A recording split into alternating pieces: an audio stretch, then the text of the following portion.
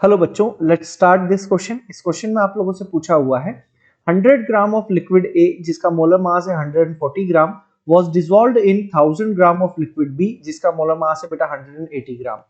The vapour pressure of pure liquid B was found to be 500 torr. Calculate the vapor pressure of pure liquid A and its vapor pressure in the solution if total vapor pressure of the solution is 475 torr. चलिए, अगर मैं यहाँ पर आप लोगों से बात कर रहा हूँ बेटा, ध्यान से देखिएगा। इस क्वेश्चन में अगर मैं आप लोगों से बात करूँ तो बेटा इसमें इस क्वेश्चन में आप लोगों को बोला गया है कि भैया 100 ग्राम लिक्विड को ए को 1000 ग्राम ऑफ लिक्विड बी में मिक्स करके आप लोगों के पास एक सॉल्यूशन दे दिया गया है जिसका टोटल वेपर प्रेशर है 475 torr। और आप लोगों को यहाँ पर बताना है कि vapour pressure of pure liquid A और इसका वेपर प्रेशर यहाँ पर क्या होगा। तो अगर मैं यहाँ पर सबसे पहले मोल ऑफ ए की बात करूँ तो वेट इन ग्राम कितना दिया हुआ बेटा 100 ग्राम। इसका मोलर मास है बेटा यहाँ पर आप लोगों के पास 140, तो ये आप लोगों के पास निकल कर आता है यहाँ पर 0.714।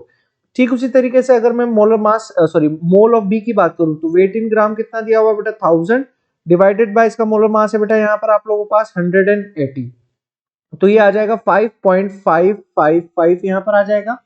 अगर मैं यहाँ पर ए का मोल फ्रैक्शन निकालना चाहूं तो 0.714 डिवाइडेड बाय 5.55 और 0.714 को जब मैं ऐड करूंगा तो ये आएगा 6.269। इसको सॉल्व करने पर 0.113 आएगा। ठीक उसी तरीके से एक्स बी की वैल्यू यानी यहाँ पर आएगा बेटा आप लोग पास यहाँ पर आता है अगर 5.555 डिवाइडेड बाय 6.269, तो यहाँ पर ये वैल्यू निकल कर आती है 0.886 आप लोगों के पास निकल कर आती है। ठीक है, अब अगर मैं यहाँ पर आप लोगों के पास पीएस निकालू तो वो क्या होगा बेटा X A P not of A plus का X B P not of B होगा। तो यहां से आप लोगों के पास पीएस दिया हुआ है already 475 is equals to X A की वैल्यू आ गई है आप लोगों के पास 0.113 into P not of A. X B की वैल्यू आ गई है बेटा आप लोगों के पास यहाँ पर ध्यान से देखिएगा, एक्स बी की वैल्यू आप लोगों को यहाँ पर दे दी गई है 0.886 into P not of B आप लोगों को 500 torr दे दिया गया है, तो यहाँ पर 500 torr करिए तो 475 is equals to 0.113 P not of A. इसको जब आप मल्टीप्लाई करोगे तो ये 443 होता है, तो यहां से 0.113 पी नॉट ऑफ ए आप लोगों के पास आ जाएगा बेटा 475 माइनस का 443 और ये वैल्यू आएगी बेटा आप लोगों के पास 32। तो P not of A value आप लोगों के पास आ रही है बेटा यहाँ पर 32 डिवाइडेड बाय 0.113।